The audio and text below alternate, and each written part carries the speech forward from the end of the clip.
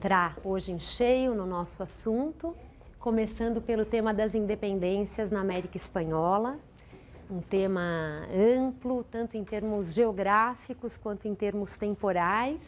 E eu vou passar pelo mapa, depois vou tirar a atenção dele, mas só para vocês ficarem com essas regiões na cabeça, né? Ou seja, aqui o território do vice-reino da Nova Espanha, que vai se transformar no México, a América Central, que faz parte do México nos primeiros anos de vida independente, depois se separa do México como uma grande confederação e depois se fragmenta em vários estados, mas o movimento de independência da América Central acompanha o México. E aqui na América do Sul, nós temos o vice-reino de Nova Granada, com a capitania geral da Venezuela, que está integrada ao vice-reino de Nova Granada, que tem um movimento de independência com um foco inicial em Caracas, na Venezuela, e que vai se espraiar aqui para todo o vice-reino de Nova Granada e vai dar origem à chamada Gran Colômbia. A Gran Colômbia, que é o projeto do Simão Bolívar de constituir um Estado nacional que correspondesse aos antigos contornos do vice-reino de Nova Granada. Isso não acontece e poucos anos após a independência, já a Gran Colômbia se fragmenta entre Venezuela, a Colômbia e o Equador. Bom, o vice-reino do Peru. O vice-reino do Peru também incorporava uma parte do chamado Alto Peru, ou seja, uma parte da Bolívia. E o vice-reino do Peru foi a região da América Espanhola continental mais resistente à causa da independência. Vocês sabem que Cuba também, pelas razões todas da escravidão, das conexões com os Estados Unidos, também foi resistente e vai permanecer como colônia ainda até fins do século XIX. Mas também o vice-reino do Peru tinha bastiões entre as elites realistas leais à Espanha e que resistiram ao projeto independentista. Por fim, o vice-reino do Prata, que foi criado só no século XVIII, que foi criado no ano de 1776, foi criado no âmbito das chamadas reformas borbônicas, reformas que foram realizadas pela coroa espanhola sob a dinastia dos reis Bourbons, com vistas a modernizar, a racionalizar a sua gestão das colônias na América.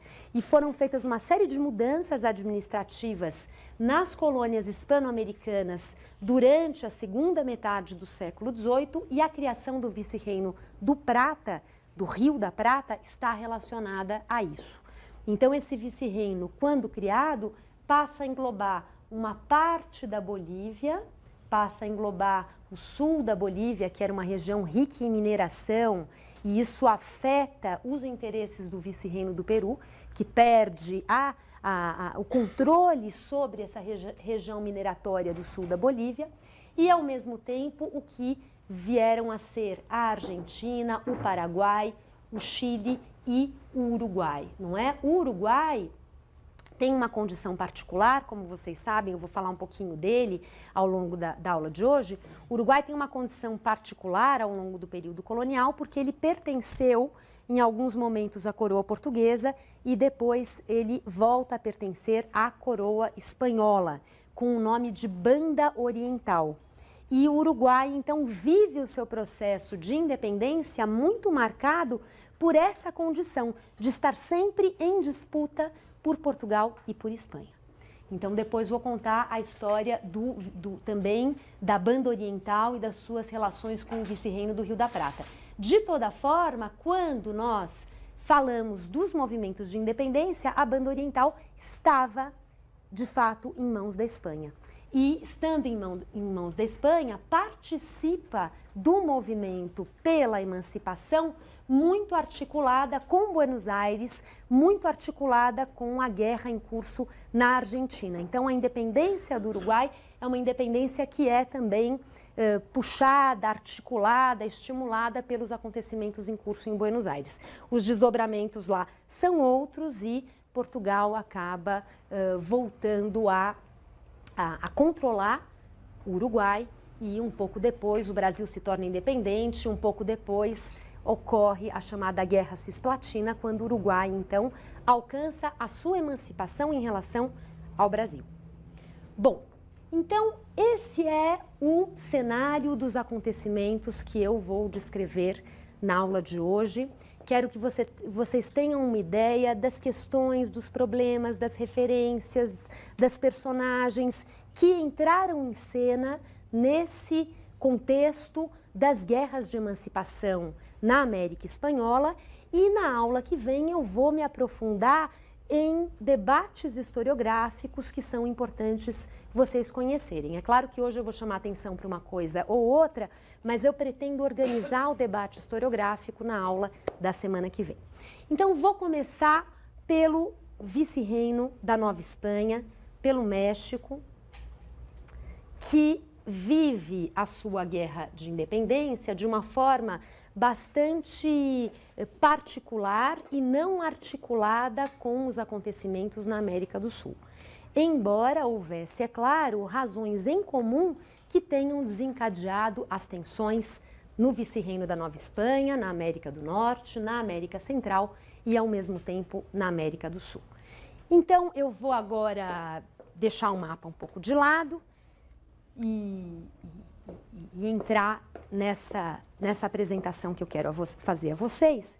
Em primeiro lugar, lembrando que as guerras de independência na América Latina, de maneira geral, têm uma relação, é claro, estreita com a Revolução Francesa. Então, se nós fôssemos buscar, na aula que vem vamos falar de uma discussão que existe sobre as motivações da causa independentista na América Latina, sendo localizadas ainda no século XVIII, no bojo das reformas borbônicas. Existe uma discussão em torno disso, mas nós aqui agora vamos deixar de lado esse debate historiográfico que virá depois, para nos concentrar nessa ideia de que a Revolução Francesa, tanto pelas ideias iluministas que circulam, que são discutidas, que são experimentadas na França no processo revolucionário, quanto depois, sobretudo, pela expansão napoleônica e as tropas napoleônicas chegando à Península Ibérica, entrando em Portugal, como vocês bem sabem, provocando a vinda da corte para o Rio de Janeiro, e, ao mesmo tempo, entrando na Espanha, em 1808.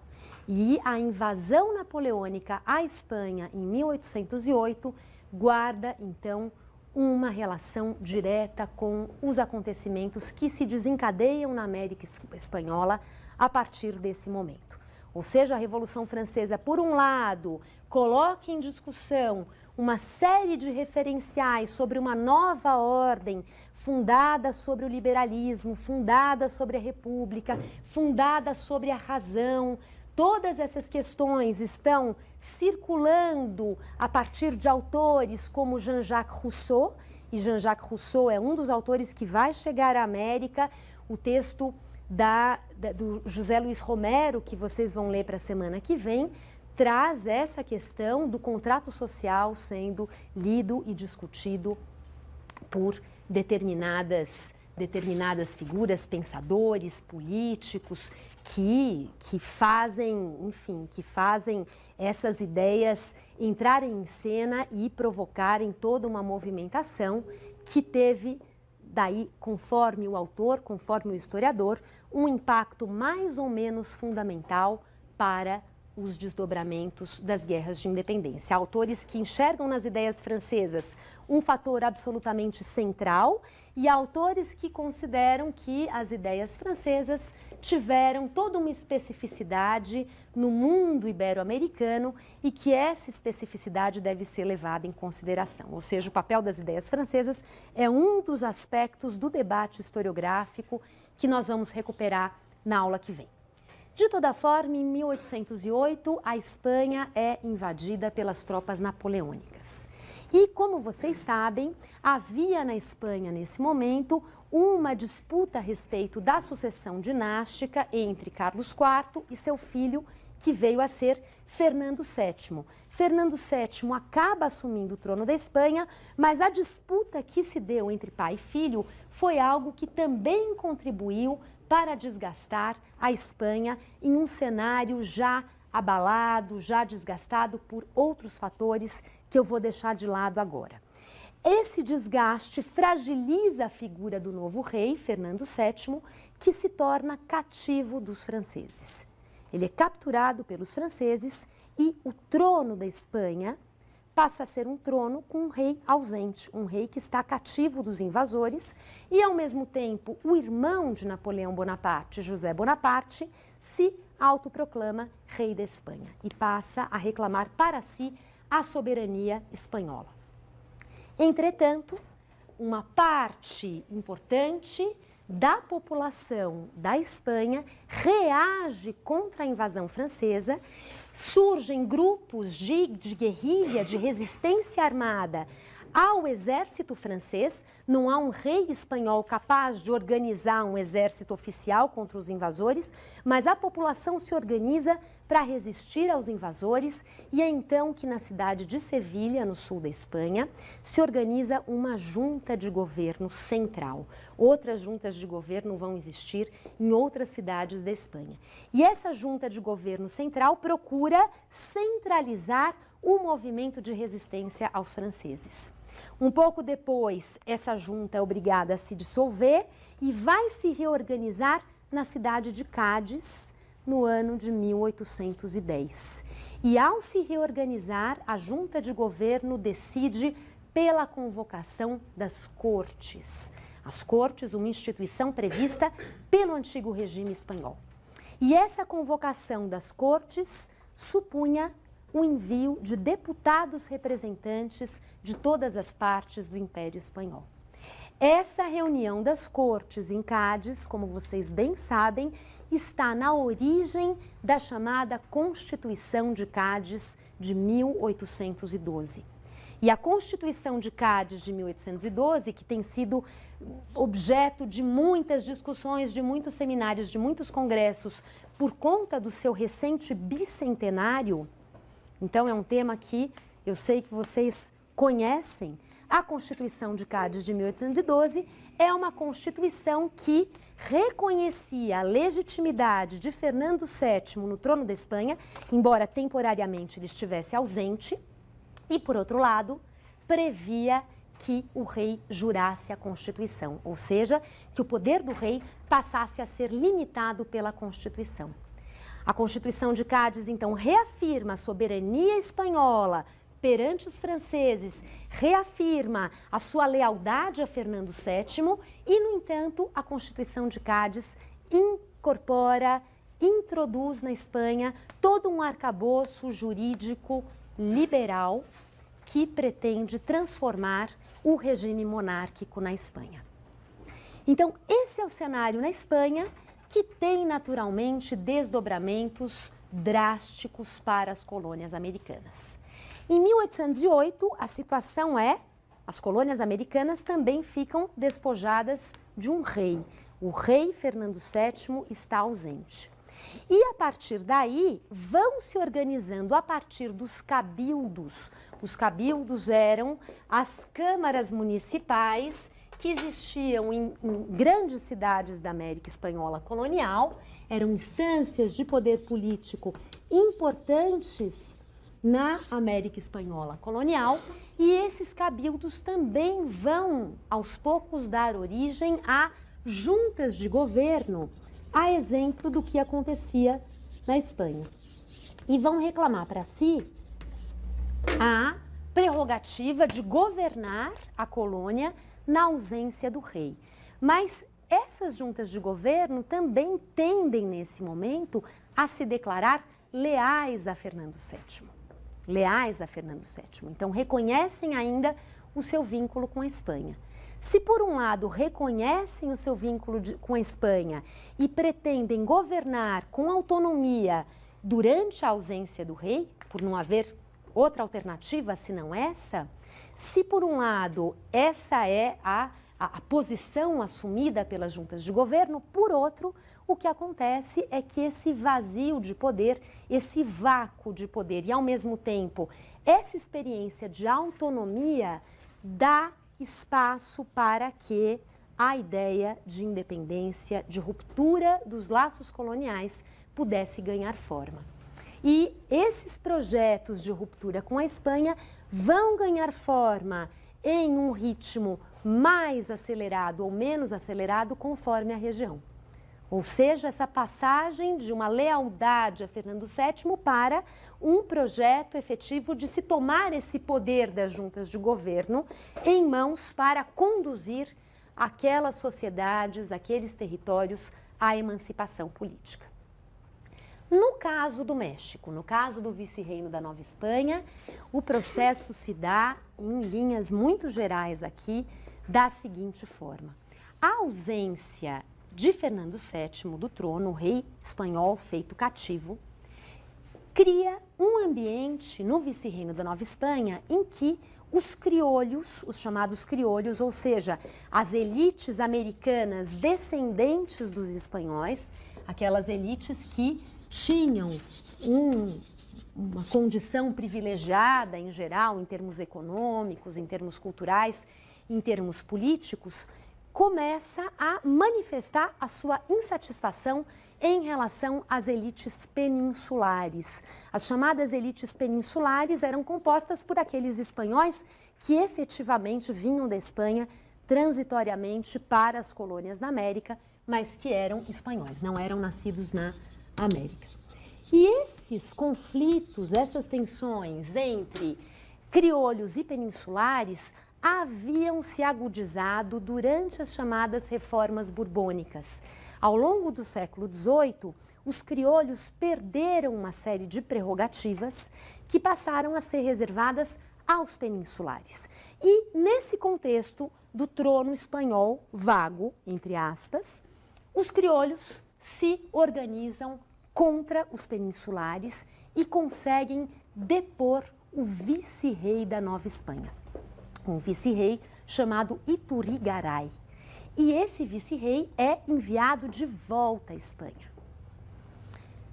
Nesse contexto, entretanto, as cortes de Cádiz, já reunidas, a junta de governo em Cádiz, vai reagir a essa iniciativa dos criolhos na Nova Espanha e enviar um novo vice-rei para a Nova Espanha. Ou seja, as juntas de governo na Espanha não reconhecem o direito das colônias em depor um vice-rei e em reclamar todo o poder para si.